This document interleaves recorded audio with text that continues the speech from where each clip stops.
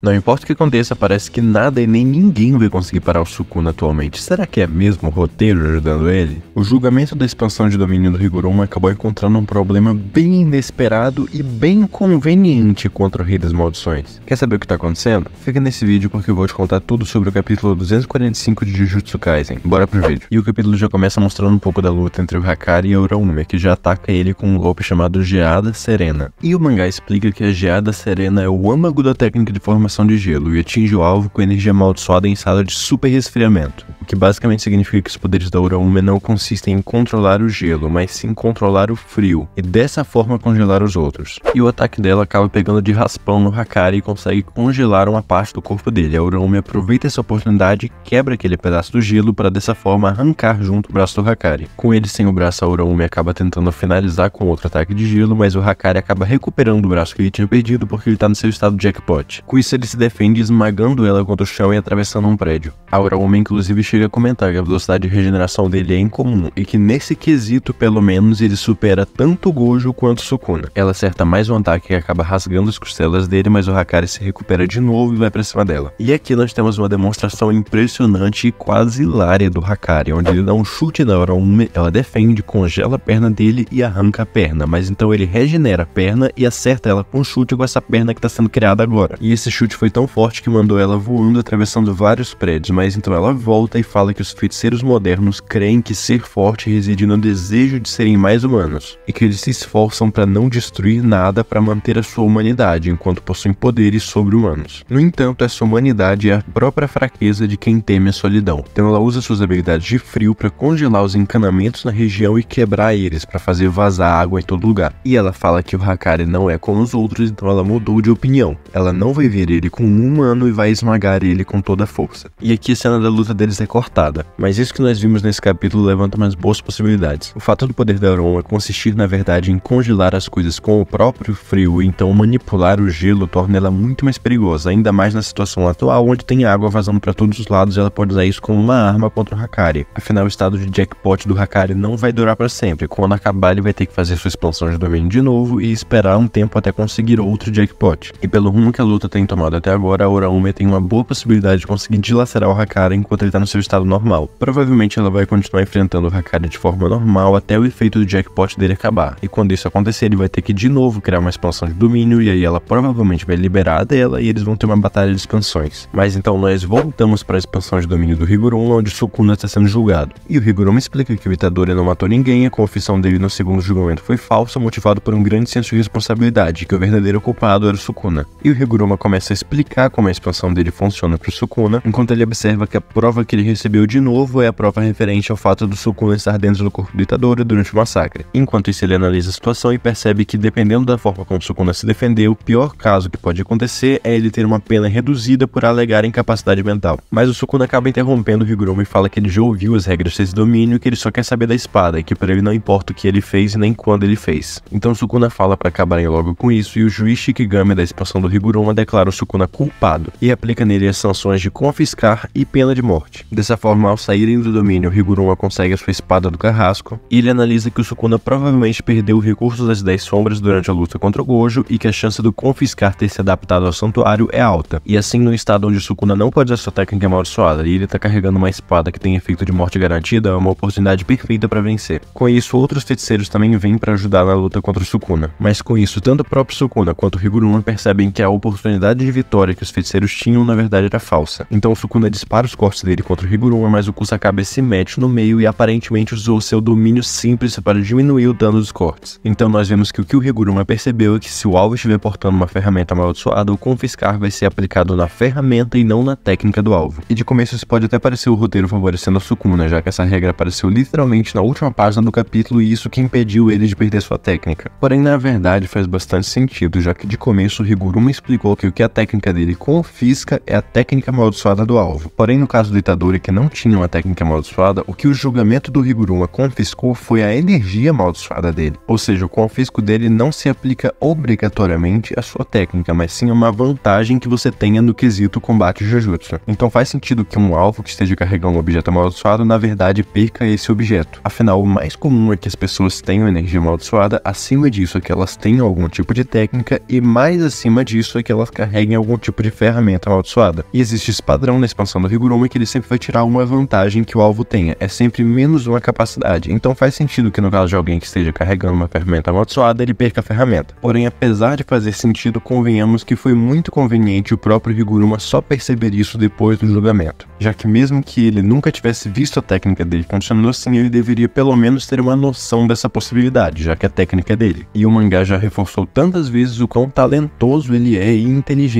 principalmente na parte jurídica e de Jujutsu. De qualquer forma, a técnica dele ao menos removeu a ferramenta amaldiçoada do Sukuna, o que já é uma vantagem para os feiticeiros. E agora o Kusakabe, o Chozou e o Inu também estão lá. E além disso, o Higuruma ainda está segurando a espada do Carrasco, que significa que eles estão no estado de 5 contra 1 e o Higuruma tá com uma espada que tem um acerto de morte garantida. Resta ver como eles vão lidar com a força bruta, o poder bruto e as técnicas de corte do Sukuna. Essa provavelmente vai ser a oportunidade da gente descobrir o que exatamente é aquilo nos braços do Itadori e também qual que foi aquele treinamento que ele fez com o Kusakabe. Apesar da situação de começo parecer favorável para os feiticeiros, já que eles estão numa situação de 5 contra 1 e o Higuruma tá com a espada do Carrasco, no final ainda é muito difícil enxergar uma oportunidade deles vencerem, porque a disparidade de poderes entre eles e o Sukuna é muito grande. E como nós vimos nesse capítulo, o Higuruma e o Kusakabe quase morreram com alguns cortes de Sukuna, e isso porque aparentemente o Kusakabe usou o domínio simples para diminuir o dano dos cortes, que significa que teria sido ainda mais crítico se ele não tivesse essa capacidade. E além das capacidades de corte do Sukuna, a gente ainda nem sabe exatamente qual que é a habilidade dele que permite que ele dispare aquela flecha flamejante, que é mais um problema que os feiticeiros vão ter que lidar nesse combate. E por todas essas razões acaba ficando até um pouco preocupante pro roteiro de Jujutsu o que vai acontecer nos próximos capítulos, já que parece que ninguém consegue lidar com o Sukuna. Só espero que no final não seja mais um daqueles vilões que acaba ficando tão apelão que os protagonistas não tem como vencer ele e o roteiro acaba tendo que fazer uma forçação enorme pra derrotar ele. Mas se você não quer ficar por fora de nada que vai acontecer nos próximos capítulos de Jujutsu Kaisen, já se inscreve aqui no canal porque eu vou trazer todas as novidades dos próximos capítulos aqui pra você. Deixa o seu like pra apoiar o canal e dá uma olhada em um dos vídeos que eu tô deixando na tela, porque eu tenho certeza que você vai gostar.